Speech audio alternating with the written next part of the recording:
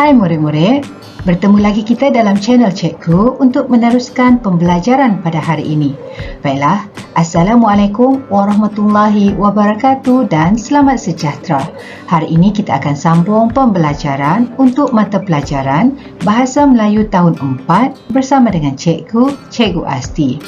Hari ini kita akan belajar dalam tema yang ke-8 dan unit ke-22 iaitu menjanakan ekonomi. Tajuk kita pada hari ini ialah lokasi unik dan istimewa. Nak tahu di mana tu? Pastikan kamu kekal bersama dengan cikgu sehingga ke akhir pembelajaran. Kamu juga boleh merujuk buku teks pada halaman 153. Mari kita teruskan. Apa kata kita lihat dahulu standard kandungan dan standard pembelajaran untuk tajuk kita pada hari ini. Untuk standard kandungan iaitu 2.3 membaca dan mengapresiasi karya sastra dan bukan sastra. Untuk standard pembelajaran pula iaitu 2.3.1 membaca dan menganalisis kandungan teks karya sastra dan karya bukan sastra. Sekarang, mari kita lihat apakah objektif pembelajaran dan kriteria kejayaan pada hari ini. Untuk objektif pembelajaran, pada akhir pengajaran dan pembelajaran, murid akan dapat membaca teks dan pantun, kemudian melengkapkan peta buih. Nanti kita akan lihat bersama-sama peta buih yang perlu dilengkapkan. Kriteria kejayaan pula, murid berjaya membaca teks dan pantun serta melengkapkan peta buih dengan betul dan tepat. Baiklah murid-murid, hari ini kita akan mempelajari kemahiran membaca. Tajuk kita pada hari ini ialah lokasi unik dan istimewa. Mari kita baca terlebih dahulu maklumat yang diberikan. Alif membaca surat khabar bersama-sama dengan abangnya. Mereka tertarik dengan beberapa lokasi yang unik dan istimewa di kawasan pertempatan orang asli. Kemudian, mereka cuba membina pantun berdasarkan berita tersebut. Cuba kamu perhatikan gambar yang tertera ini. Menarik bukan? Di manakah tempat ini? Kalau murid-murid nak tahu, mari kita baca petikan berita pada paparan seterusnya. Ini merupakan petikan berita yang dibaca oleh Alif dan abangnya. Mari kita baca bersama-sama. Sungai Siput, 15 Ogos. Kawasan ekopelancongan yang menarik telah sedia menerima kunjungan pelancong. Kawasan tersebut merupakan tempat tinggal orang asli di negara ini. Kawasan ini sesuai untuk pelancong berehat jauh daripada kesibukan kota. Kita teruskan bacaan. Pelancong berpeluang untuk menginap di chalet Pos Kuala Mu. Chalet ini diusahakan sendiri oleh masyarakat orang asli di sana. Dengan terbinanya chalet tersebut, peluang untuk meningkatkan ekonomi mereka terbuka luas. Ada antara mereka berpeluang untuk menjadi pemandu pelancong. Satu keunikan di sini ialah terdapat kedai makan di dalam sungai yang cetek. Pelbagai aktiviti menarik disediakan untuk pelancong. Dengan hanya RM20, pelancong dibawa ke lokasi memancing ikan tengas. Terdapat juga aktiviti lasak untuk mereka yang gemar meneroka alam sekitar. Pelancong akan dibawa oleh penduduk setempat memasuki hutan yang berhampiran dengan caj RM10 seorang. Yang memiliki kemahiran seni anyaman, mereka boleh menghasilkan dan menjual hasil kerja tangan mereka. Sedikit gambaran tentang kawasan chalet Pos Kuala Mu. Perhatikan gambar-gambar ini. Pemandangan yang sangat indah ini mampu menarik pelancong untuk berkunjung ke kawasan ini. Ingat lagi tak keunikan tempat ini?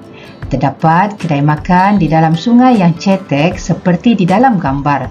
Kelihatan airnya sangat jernih dan bersih kan? Mesti seronok untuk tempat bermandi manda. Deretan calet di kawasan ini juga menjadi daya tarikan kepada para pelancong yang datang ke sini.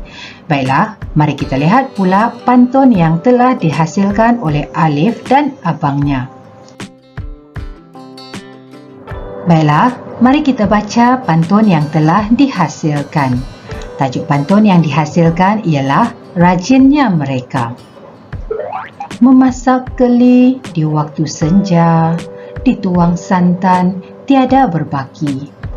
Orang asli gigih bekerja, hasil hutan menjadi rezeki. Duduk melukis di hujung desa, melukis bulan penuh perasaan. Mencari pakis tanduk rusa, buat jualan pokok hiasan. Pisang sesikat sedap dimakan, digoreng minyak sawi tempatan. Rajin memukat pelbagai ikan, hasil banyak jana pendapatan. Boleh faham kan murid-murid? Daripada pantun ini juga kita boleh lihat bagaimana orang asli menjanakan ekonomi melalui beberapa aktiviti yang telah dijalankan. Untuk aktiviti seterusnya, murid-murid perlu melengkapkan peta buih ini berdasarkan petikan berita dan pantun yang kita telah baca tadi. Mari kita cuba bincangkan satu persatu. Langkah pertama, kita cuba lihat semula petikan berita tadi untuk perenggan yang kedua. Dalam perenggan ini terdapat beberapa maklumat yang kita boleh ambil untuk dimasukkan ke dalam peta buih tadi. Perhatikan ayat yang cikgu gariskan ini. Calet ini diusahakan sendiri oleh masyarakat orang asli di sana. Daripada ayat ini, jelaskan bagaimana orang asli menjanakan ekonomi, iaitu dengan mengusahakan calet. Ini yang pertama. Kita cuba lagi cari maklumat seterusnya. Nampak tak ayat yang cikgu baru gariskan? Mereka berpeluang untuk menjadi pemandu pelancong. Maksudnya, ini pun salah satu punca pendapatan mereka, bukan? Jadi, kita boleh tuliskan di dalam peta buih tadi, masyarakat orang asli menjadi pemandu pelancong untuk menjanakan ekonomi. Ada lagi tak dalam perenggan ini? Ya, cuba baca ayat yang cikgu gariskan ini. Terdapat kedai makan di dalam sungai yang cetek. Apa maksudnya? Ini bermaksud masyarakat orang asli menjadi pengusaha kedai makan, iaitu salah satu aktiviti mereka untuk menjanakan ekonomi. Sekarang kita cuba lihat pula perenggan yang ketiga. Cuba cari maklumat yang ada kaitan dengan cara masyarakat orang asli menjanakan ekonomi. Perhatikan ayat yang cikgu gariskan. Pelancong akan dibawa oleh penduduk setempat memasuki hutan yang berhampiran dengan caj RM10 seorang. Ini bermaksud mereka bekerja sebagai penunjuk arah. Seterusnya, perhatikan lagi ayat yang cikgu gariskan ini. Mereka boleh menghasilkan dan menjual hasil kerja tangan mereka.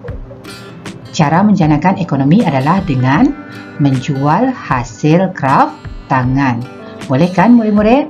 Jadi, kamu dah boleh lengkapkan peta buih tadi menggunakan maklumat-maklumat yang kita telah bincangkan. Selain daripada petikan berita, kamu juga boleh lihat petikan pantun tadi. Dalam pantun itu juga terdapat beberapa cara orang asli menjanakan ekonomi. Oleh itu, sekian dahulu pembelajaran kita pada hari ini. Apa yang cikgu harapkan agar semua murid-murid boleh faham bagaimana cara untuk mencari maklumat daripada teks dan pantun untuk melengkapkan peta buih yang diberikan. Sekian dan terima kasih daripada cikgu untuk perhatian dan kerjasama yang telah diberikan. Semoga kita berjumpa lagi pada video-video yang berikutnya. Bye-bye.